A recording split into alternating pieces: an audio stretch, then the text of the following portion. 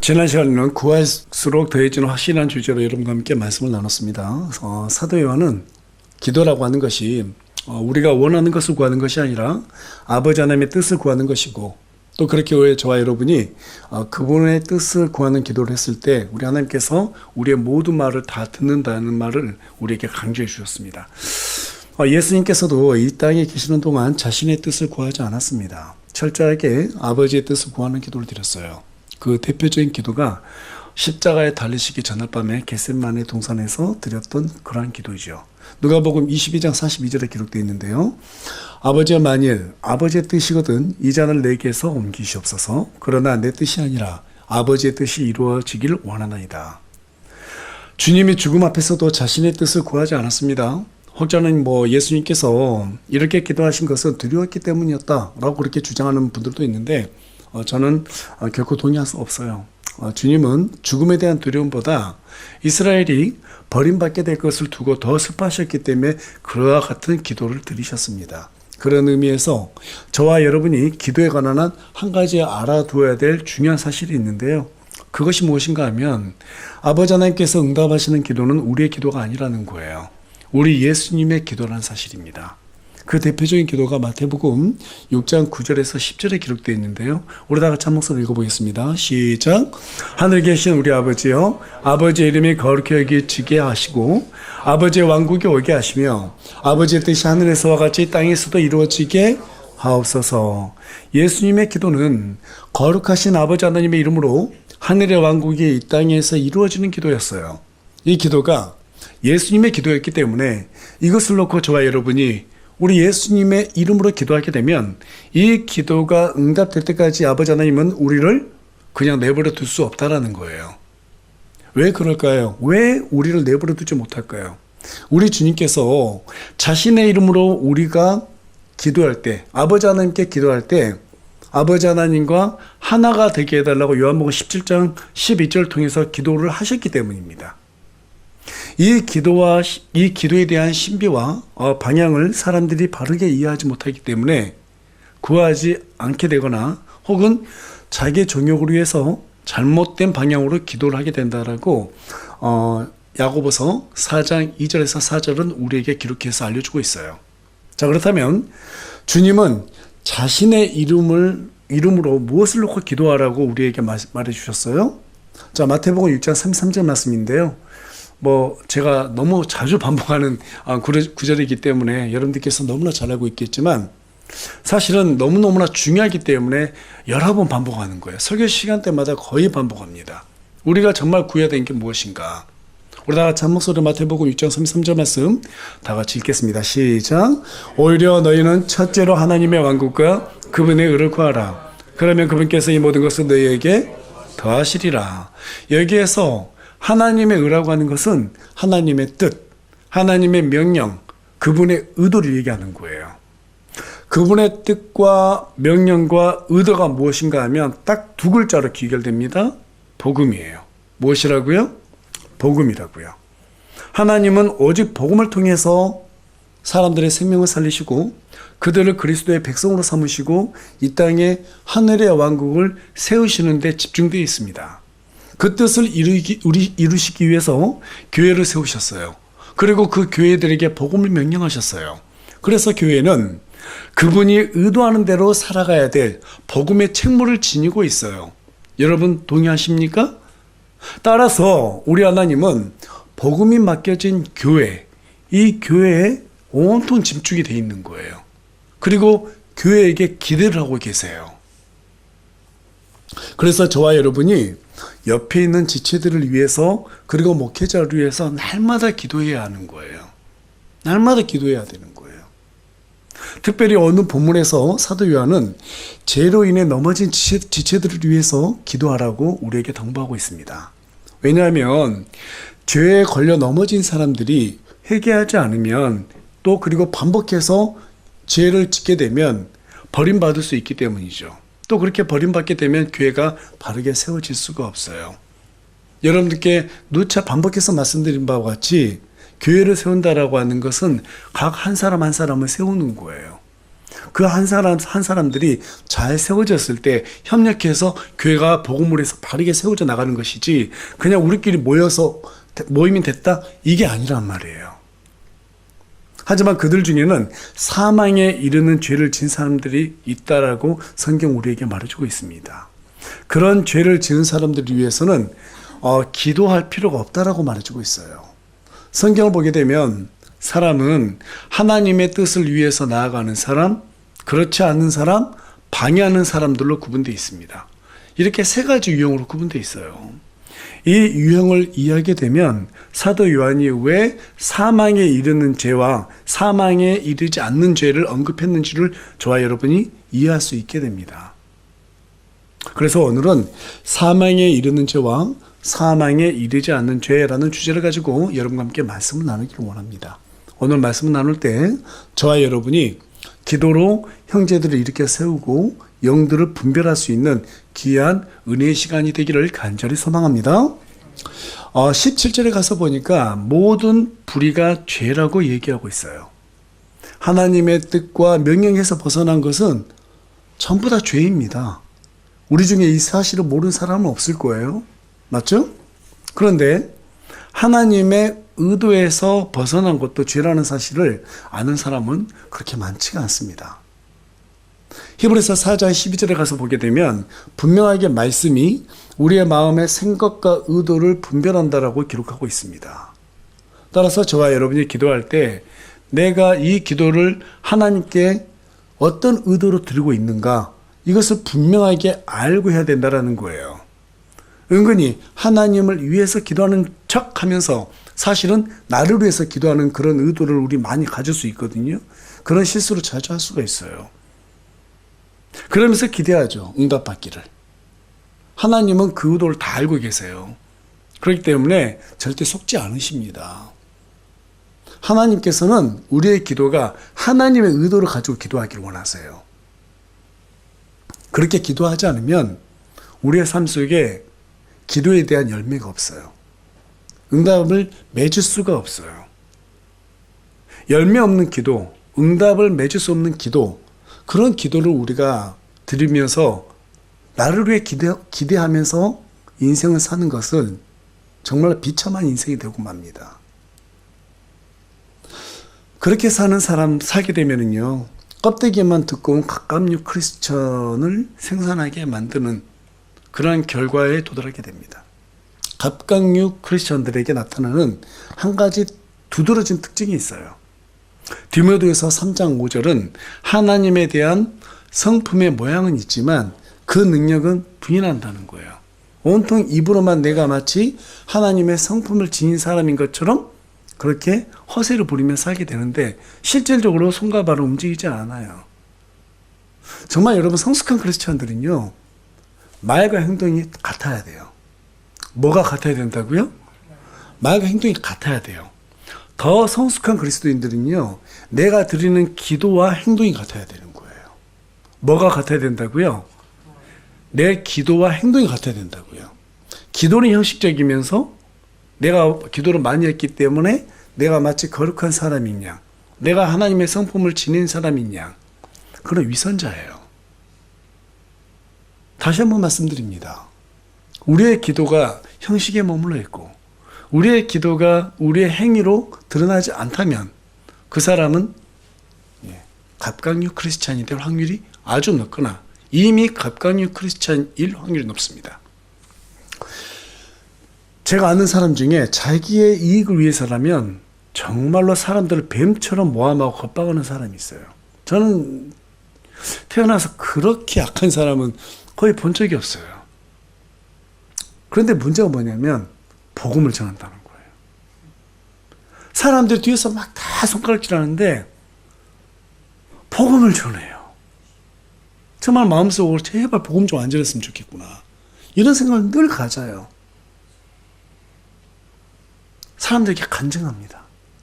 여러분, 그런 말 들었을 때 그 모함당한 사람들, 손가락질 하던 사람들이 그 사람의 간증을 들으면 어떤 생각을 하게 될까요?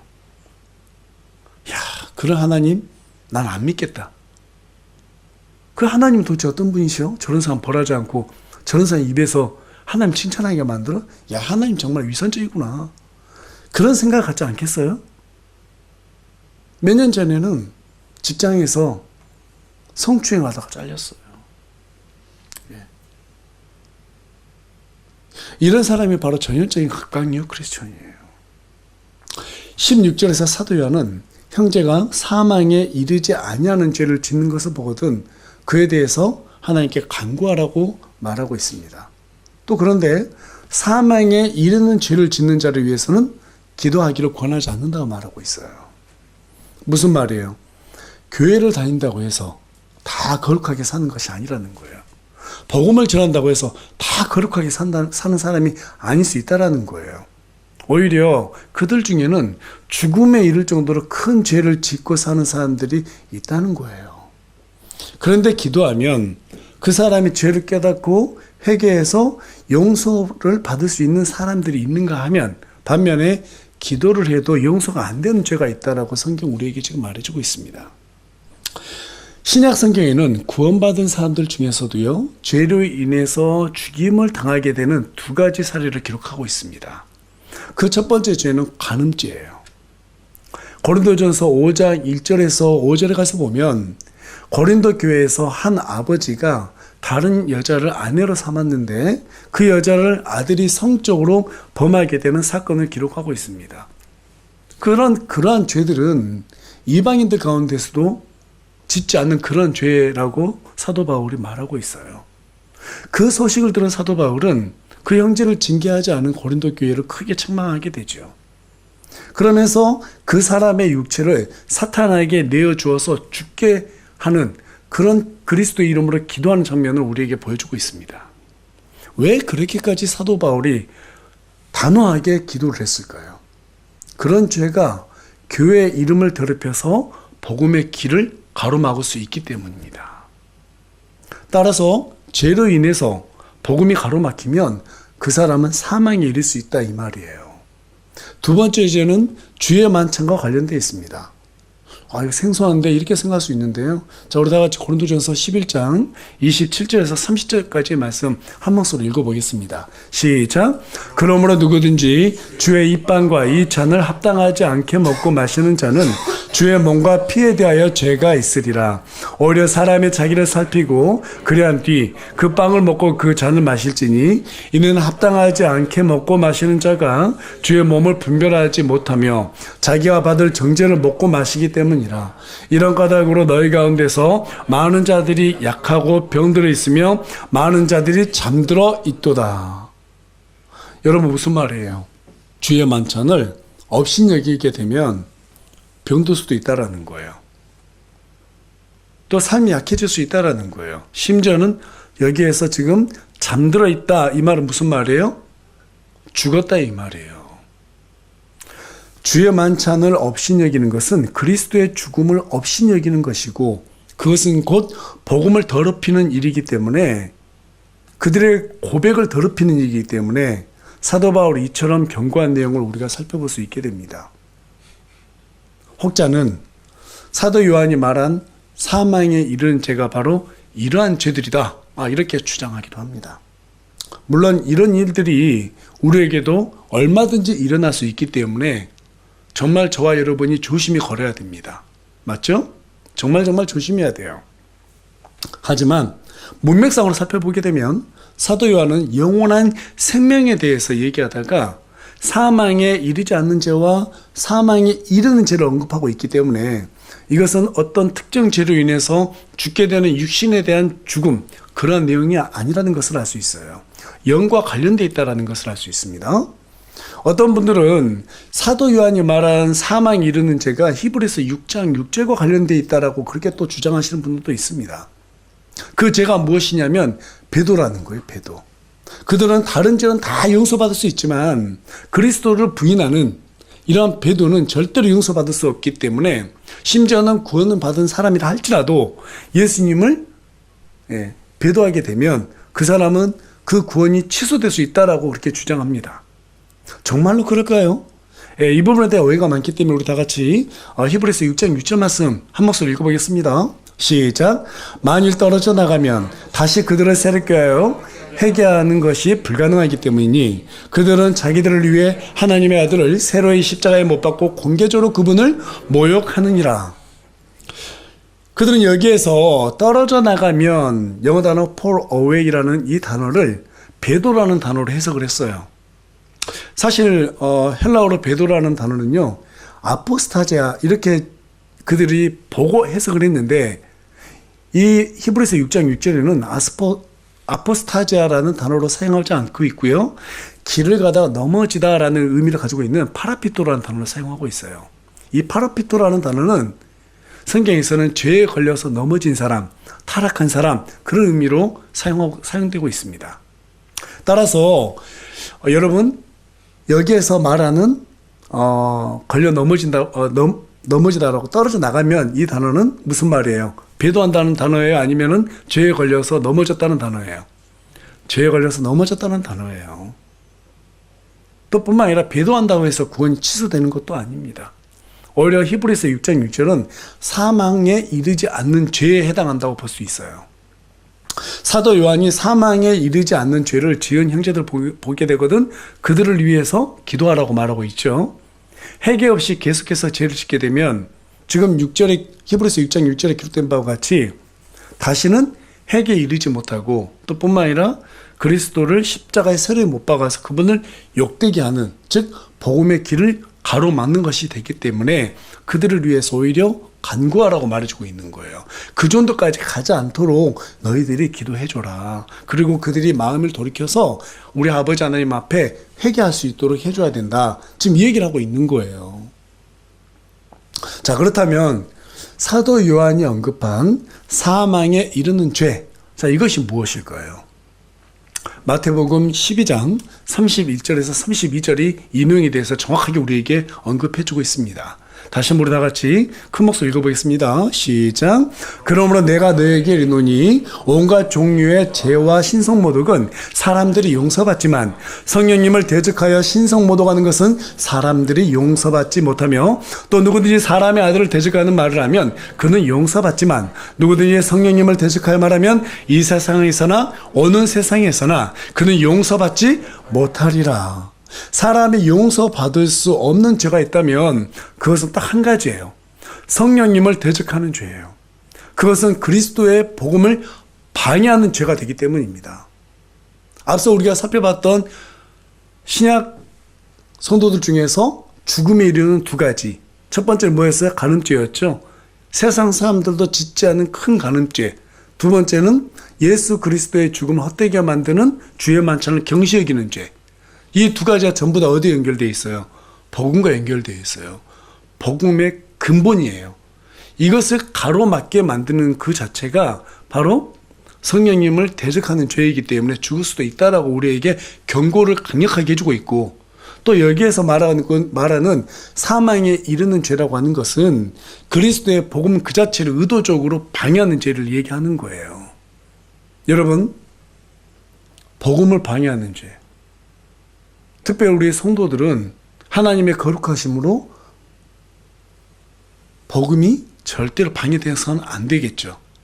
자, 그런데요, 여러분. 여기에서 언급하고 있는 이 사망에 이르는 죄는요, 구원받은 사람에 대해서 얘기하는 게 아니에요. 의도적으로 사람들이 구원을 받지 못하도록 복음을 방해하는 사람들에 대해서 얘기하고 있습니다. 왜냐하면 예수님께서 마태복음 12장 기록할 때도 어떤 사람에 대해서 얘기했어요? 서기관과 바리새인들, 그들에 대해서 얘기하고 있기 때문에 그들은 처음부터 구원을 받은 사람이 아니었죠. 예. 그래서 우리가 이 사람들에 대해서 그 정체를 분명하게 알 수 있는 것은, 자, 첫 번째 보면 문맥으로 볼 때 사도 요한이 앞에서 영과 물과 피로 오신 하나님의 아들을 언급했었죠. 그 뒤에 지금 이 사망에 이르는 죄를 다루고 있기 때문에 이러한 문맥으로 봤을 때 그들은 예수님의 신성을 부인하면서 교회를 어지럽혔던 바로 첫 번째는 영지주의자들에 대한 경고였어요. 오늘날로 치면은 교회에 들어와서 신실한 척하다가 몇 년 동안 열심히 교회를 섬기는 척하다가 예수님을 딱 부인하면서 다른 복음으로 사람들을 어떻게 해요? 미혹하는 신천지와 같은 사람들이죠. 그들은 처음부터 구원받은 사람들이 아니기 때문에 우리가 형제라고 할 수 있어요, 없어요? 형제라고 할 수 없어요. 그리고 18절에 가서 보면 누구든지 하나님에게서 태어난 자는 죄를 짓지 아니함을 우리가 아노라 이렇게 말하고 있습니다. 무슨 말이냐면 구원받은 사람은 전혀 죄를 짓지 않는다 이런 말이 아니에요. 저와 여러분도 구원받았잖아요. 그러면서도 죄를 지어야 안 져요. 크고 작은 죄들을 얼마든지 짓고 산단 말이에요. 또 그것 때문에 마음이 괴로우면 하나님 앞에 나아가서 회개한단 말이에요. 또 용서를 받아요. 이게 계속해서 반복되는 삶을 삽니다. 그래서 우리가 하나님을 믿는 자들은 죄를 전혀 짓지 않는다 이런 말로 해석하면 안 되는 거고요. 자, 문맥으로 봤을 때 구원받은 사람이라도 죄를 지을 수 있지만 최소한 복음을 부인하거나 대적하는 그러한 죄는 짓지 않게 된다 이 말이에요. 그런 의미에서 사도 바울 또한 마찬가지로 히브리서 6장 9절을 통해서 이와 관련된 내용을 언급하고 있습니다. 그러면서 사도 바울이 구원에 동반되는 좋은 것들이 있다라고 얘기하고 있는데 이것 또한 마찬가지예요. 비록 그리스도를 믿고도 죄 가운데 우리가 살게는 되지만 최소한 복음을 방해하거나 성령님을 대적하는 그러한 일들은 하지 않게 된다 이 말이에요.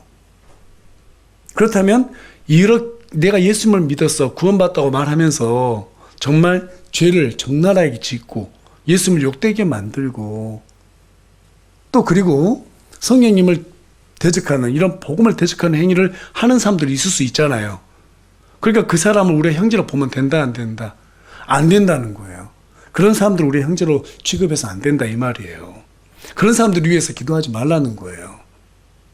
그렇게 성령께서 복음을 증거하는 일을 방해하는 것, 그것이 바로 성령 해방죄에 속하는 거예요. 하지만 사람들은 성령님의 어떤 기적이나 역사를 거부하는 것, 그것을 성령 해방죄라고 주장하기도 합니다.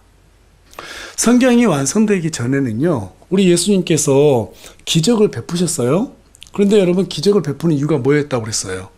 구약에서 그런 기적들로 사람들에게 베푸는 사람, 그 사람이 곧 메시아라고 기록하고 있기 때문이라고 말씀드렸죠. 예, 안전병을 일으켰어요. 이것은 영적으로 지금 주저앉아 있는 사람을 일으킨다라고 하는, 그래서 내가 왔다라고 하는 예수 그리스도에 대한 예표이기 때문에 그러한 기적을 일으켰던 겁니다. 눈을 보지 못한 사람, 앞을 보지 못한 사람의 눈을 고쳐준 것도 영적으로 눈이 가려져 있는 사람을 그리스도께서 오셔가지고 그 영적인 눈을 띄워준다 이런 의미를 담고 있어요. 또 나병 환자들, 문둥병자들은 어때요? 손가락이 썩어서 떨어져 나가는데도 고통을 못 느끼죠. 우리가 죄로 인해서 지금 죽어가고 있는데도 그 고통을 느끼지 못한다. 그것을 치유해 주신 분이 바로 예수님이다. 메시아다. 이 증거를 삼기 위해서 예수님께서 기적을 통해서 그들에게 내가 메시아야 라고 알렸단 말이에요. 그래서 성령님께서도 초대교회 때는 예수님을 통해서 어때요? 많은 사람들에게 마귀도 쫓아내고 병들도 다 고쳐줬어요. 그때는 성경이 완성되지 않았기 때문에 사도들도 그리스도의 이름으로 이런 기적들을 행했단 말이에요. 하지만 성경이 다 완성된 이후로는 그런 기적들이 일어나요, 안 일어나요? 거의 일어나지 않게 되죠. 그래서 그 당시에는 그러한 기적을 부인하고 이것들이 전부 다 마귀가 하는 일이다 라고 말했다고 하면 그 자체가 복음을 가로막는 것이기 때문에 그 당시에는 성령 해방자라고 언급할 수 있었어요. 하지만 성경이 완성된 오늘날에는 그런 기적을 통해서 성령님께서 역사하지 않기 때문에 그것을 성령 해방자로 말할 수가 없는 거예요. 우리가 지금 살아가고 있는 이 시대 가운데서 성령님께서는 어떻게 복음을 전하고 있어요? 말씀을 통해서. 우리 손안에 기록된 이 모든 말씀을 통해서 그리스도의 복음을 선포하고 있어요. 그래서 이 말씀을 전적으로 부인하는 사람들, 이 말씀이 잘못됐다라고 말하는 사람들, 우리 예수님께서는 그리스도가 아니라고 부인하는 사람들, 그분은 하나님의 아들이 아니라고 부인하는 사람들, 바로 그러한 사람들이 성령 해방죄에 해당된다라고 볼 수 있는 것입니다. 자, 그런데 중요한 것은 그 복음이 어디에 맡겨졌다고요? 교회에 맡겨졌다고요. 교회. 이 시대에 교회의 역할은 이 복음을 선포하고 성도들을 양육하고 하나님의 왕국을 확장해 나가는 하나님의 전초 기지라고 마태복음 28장 19절로 20절, 에베소서 4장 11절에서 13절은 기록하고 있습니다. 그래서 여러분, 교회의 질서를 함부로 깨트리거나 교회를 쪼개거나 혼란을 초래하는 것이 얼마나 위험한 행동인지를 분별할 수 있어야 돼요. 이것을 의도적으로 노렸던 자들이 바로 이런 영지주의자들이었고 서기관과 바리새인들이었어요. 그래서 이렇게 성령 해방죄를 자행한 사람들이 영지주의자들 외에도 그리스도의 복음이 신겨지는 곳곳마다 따라다니면서 해방했던 자들이 있었죠. 바로 유대인들이었죠. 그 유대인들 중에서도 특별히 서기관과 바리새인들, 이런 위선자들이었습니다. 자, 그래서 우리 예수님께서 그들에게 뭐라고 경고하셨는가? 우리 다 같이 마태복음 23장 13절, 15절 말씀 읽겠습니다. 시작. 그러나 서기관들과 바리새인들, 위선자들아, 너에게 화가 있을지어다. 너희가 하늘의 왕국을 닫아 사람들을 가로막고 너희도 들어가지 아니하며 들어가려고 들어오는 자들도 허락하지 아니하는도다. 서기관과 바리새인들, 위선자들아, 너에게 화가 있을지어다. 너희가 개종자 하나를 만들기 위해 바다와 육지를 두루 다니다가 만들면 그를 너희보다 2배나 더 지옥 자식이 되게 하는도다. 주님은 서기관과 바리새인들과 위선자들에게 지옥의 자식이라고 말하고 있습니다. 지옥의 자식들은 사람들이 구원을 얻지 못하게 방해하는 자들, 즉 마귀의 자식들을 얘기하는 거예요. 영지주의자들은 예수님이 하나님의 아들이라는 잘못된 교리로 복음을 방해했고, 서기관들과 바리새인들 같은 이런 위선자들은 믿음이 아니라 율법의 행위로 구원을 얻을 수 있다라고 하는 이러한 잘못된 복음으로 사람들을 미혹했습니다. 여러분, 말은 누구든지 그럴싸하게 할 수 있어요. 하지만 본질은 숨길 수가 있어요, 없어요? 숨길 수가 없어요. 그것이 있으면 반드시 하나님께서 드러냅니다. 자, 그렇다면 이들의 특징은 무엇인가? 정말 중요한 내용이에요. 어떤 사람들이 예수님이 그리스도가 아니라고 부인하는가? 또 어떤 사람들이 자신들의 위선으로 교회 내에 기어 들어와서 사람들을 복음을 어때요? 방해하고 교회가 세워지지 않도록 그렇게 시도하는가? 우리가 지금까지 요한 1서에 대해서 19시간을 통해서 쭉 살펴봤어요. 지금 사도 요한이 그들에 대해서 계속해서 말하고 있거든요. 그 이유가 뭐예요? 분별하라는 거예요. 사도 요한은 초조하고 불안했어요. 어떤 부분에서? 삶을 살아가는데 초조하고 불안했던 것이 아니라 교회가 잘못될까 봐. 여러분, 사도 바울 또한 마찬가지예요. 다른 거에 대해서 하나도 염려 안 했어요. 자기가 죽는 것까지도 염려 안 했어요. 근데 딱 한 가지 염려했다고 말하고 있어요. 교회가 잘못될까 봐. 이 사도들은 정말 교회가 잘 세워지길 바랬어요. 우리 예수님께서 마지막 때가 오면은 적그리스도들이 어때요?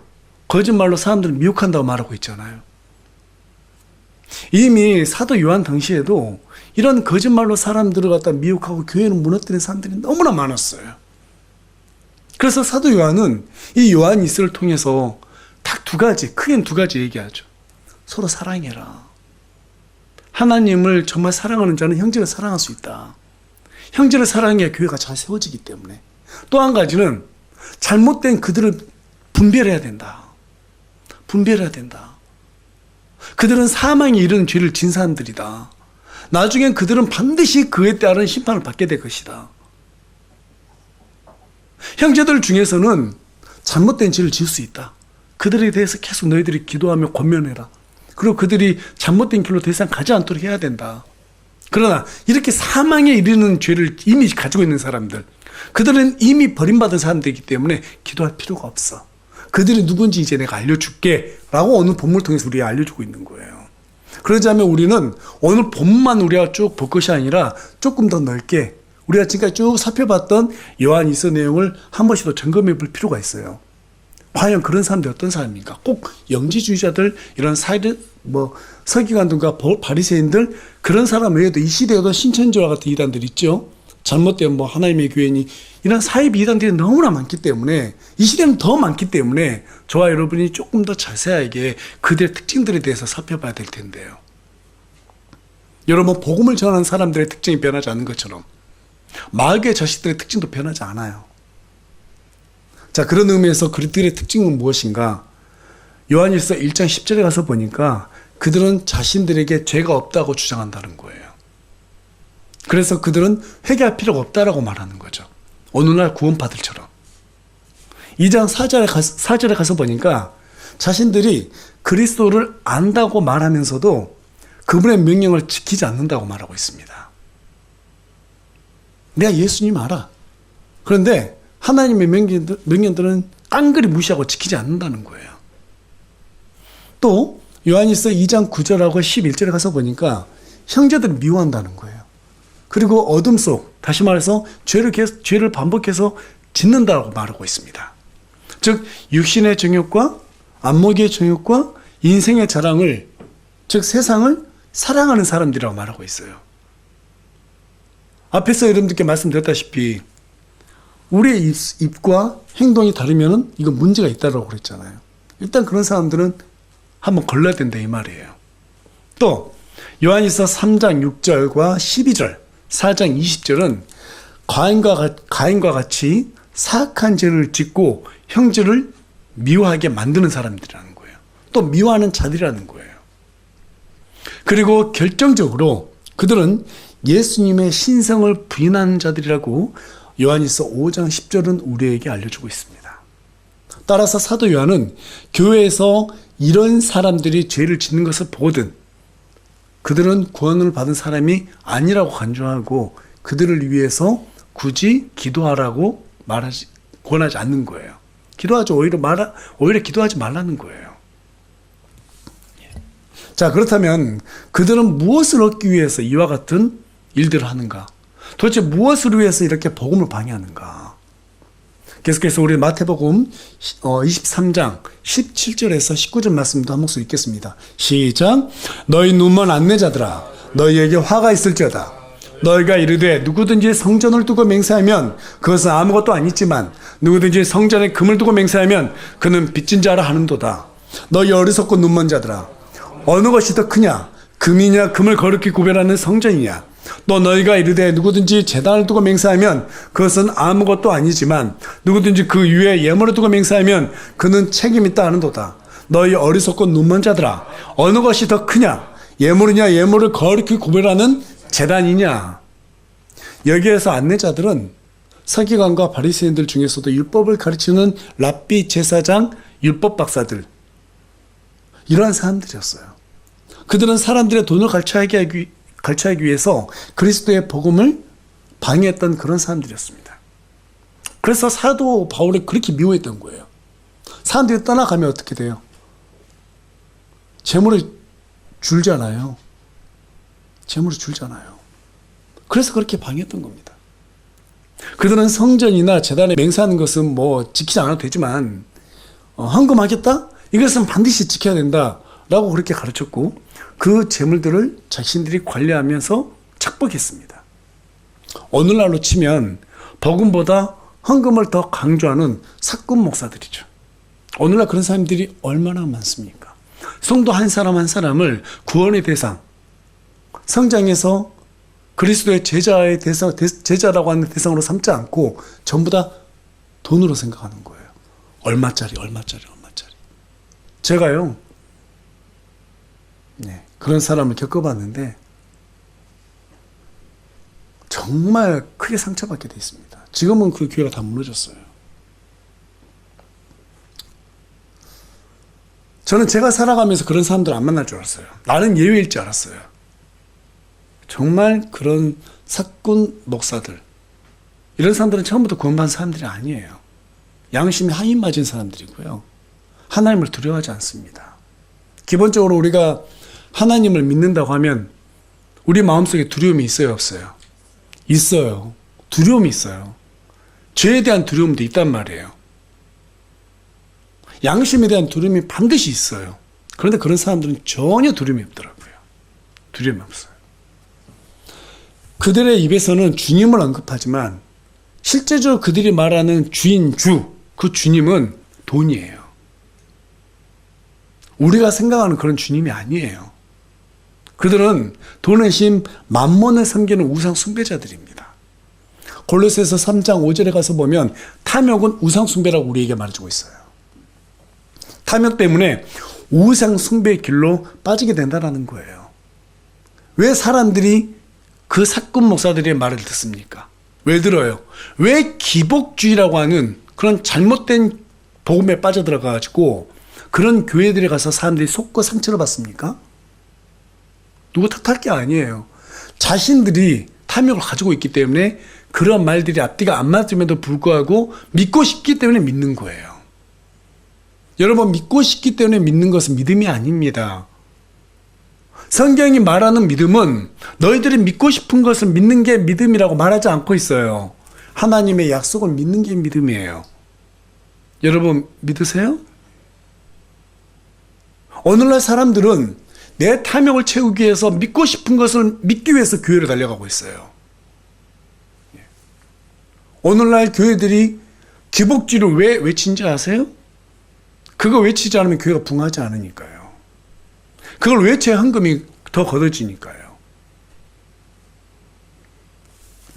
하나님 잘 믿으면 사업 잘 되고 직장에서 승진하고 큰 집 살 수 있고 좋은 차 고를 수 있고 자식들이 잘 되고 명예를 얻을 수 있고 권력 얻을 수 있고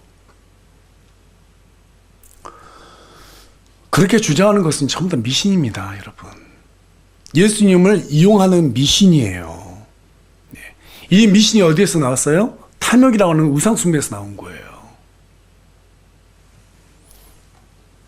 그래서 사도 요한은 요한일서 마지막 구절에 어떤 말로 마무리하고 있는가? 우리 다 같이 21절 말씀 한 목소리 읽겠습니다. 시작. 어린 자녀들아 너희 자신을 지켜 우상들을 멀리하라. 아멘. 마지막 구절이요. 어린 자녀들아 너희 자신을 지켜 우상 숭배를 멀리해라. 탐욕이 우상 숭배이기 때문에 너희들이 마음속에 탐욕을 숭배하고 있는 한 절대로 하나님을 제대로 섬길 수가 없어. 너희들이 그런 마음을 갖고 있는 한 너희들을 미혹하는 이단 교리 그들로부터 안전해질 수가 없어. 지금 이 얘기를 하고 있는 거예요. 우리의 마음을 지키는 게 뭐냐면 우리 예수님께서 삼일체 하나님으로 계셨던 분이시고 하나님의 말씀으로 그분은 영원 전부터 존재하셨던 분이신데 그분께서 우리를 살리기 위해서 육신을 입고 이 땅에 오셔서 우리를 위해서 십자가에 못 박아 죽어주셨다라는 거예요. 그로 인해서 우리의 죄가 전부 다 해결이 되었고 하나님의 백성이 되었고 나중에 이 땅에 하늘의 왕국이 건설이 되면 우리는 그때 그리스도의 백성이 된다라고 하는 사실, 그 사실을 가지고 너희들이 하나님의 일을 최선 다해서 충성해라. 지금 그 얘기를 우리에게 지금 해주고 있는 거예요. 그래서 우리가 이 교회라는 이름으로 모였고 하나님을 위해서 열심히 살아가려고 이렇게 말씀을 듣고 하는 거예요. 그런데 우리의 마음이 탐욕으로 갈라져 있으면 우리는 어떤 일에 딱 봉착하게 되잖아요. 그러면 하나님을 선택하지 않게 돼요. 은근하게 기대하고 있었던 탐욕의 길을 쫓아가게 돼요. 나한테 이익이 되는 길을 쫓아가게 돼 있어요. 이게 바로 우리를 넘어지게 하는 요소들이에요. 여러분, 교회 듣기 좋은 말 따라가지 마시기 바랍니다. 믿고 싶은 거 따라가지 마세요. 뭘 따라가야 돼요? 말씀이면 충분해요. 오늘날 기복주의, 신비주의 이런 거 그렇게 중요하지가 않아요. 왜 사람들이 거기 따라가느냐? 말씀만으로 충분하지 않으니까. 하나님께서 왜 우리에게 이렇게 말씀을 주셨겠어요? 이 약속대로 너희들이 경험하게 되면 나의 선하심을 맛보게 돼. 그러면 내가 너희와 하나가 될 수 있어. 우리 하나님께서 가장 기뻐하시는 것은 우리와 하나 되는 거예요. 그래서 여러분, 처음에는 창조주로 우리에게 존재하셨어요. 그렇죠? 창조주와 창조물의 관계였어요. 그리고 시간이 지나감에 따라서 왕과 백성의 관계가 됐어요. 또 시간이 지나감에 따라 가지고 양과 목자의 관계가 됐습니다. 또 시간이 지나가면서 신랑과 신부가 되었어요. 그리고 마침내 우리 주님께서 우리 안에 들어오는 임마누엘 하나님이 되셨어요. 지금 우리 신약 성도들은 하나님을 소유하고 있잖아요. 우리 안에 하나님을 소유하고 있잖아요. 맞죠? 우리 안에 하나님 소유하고 있어요. 그런데 언제 우리가 딱 하나가 되냐면 예수 그리스도의 이름으로 하나님의 뜻을 구할 때, 그때 우리 안에 계신 하나님이 우리와 딱 하나가 돼요. 그리고 그것으로 인해서 응답을 받을 때, 아, 내 안에 영원한 생명이 있구나. 그게 어떤 방식으로 느껴지냐면 기쁨과 자유함과 화평으로 느껴져요. 그래서 이 세상에서 저와 여러분에게 제일 중요한 게 뭐냐면 돈도 아니에요. 명예도 권력도 아니에요. 우리 하나님께서 우리 안에 주시는 자유와 화평, 기쁨이에요. 그래서 사도 바울은 우리에게 뭐라고 말해요? 쉬지 말고 기도하라. 감사함으로 하나님께 무엇이든지 다 아뢰라. 사도 요한은 하나님의 뜻을 위해서 구하라고 말합니다. 야고보는 우리에게 우리의 정욕을 위해서 구하지 말고 하나님을 위해서 구해라. 그렇게 했을 때 너희들이 모든 기도를 다 응답받을 수 있다. 성경은 진리입니다. 하나님께서는 절대로 약속을 어기지 않으세요. 여러분 믿으세요? 하나님의 뜻을 놓고 기도하세요. 특별히 오늘 본문에서는 지체들을 위해서 기도하라고 말하고 있어요. 그걸 기뻐하세요. 시험에 든 지체들, 뭔가 어려움 때문에 힘들어하는 지체들, 그들을 위해서 기도해 주시기 바랍니다. 죄를 지어서 걸려 넘어져 있는 지체들, 그들을 위해서 기도해 주시기 바랍니다. 그렇게 했을 때 우리 하나님께서는 기뻐하세요. 그리고 그 기도를 들어주세요. 그런 기도를 통해서 정말 우리가 아름답게 교회를 세워나가는 우리 세우물 침례교회 모든 지체들이 되기를 소망합니다.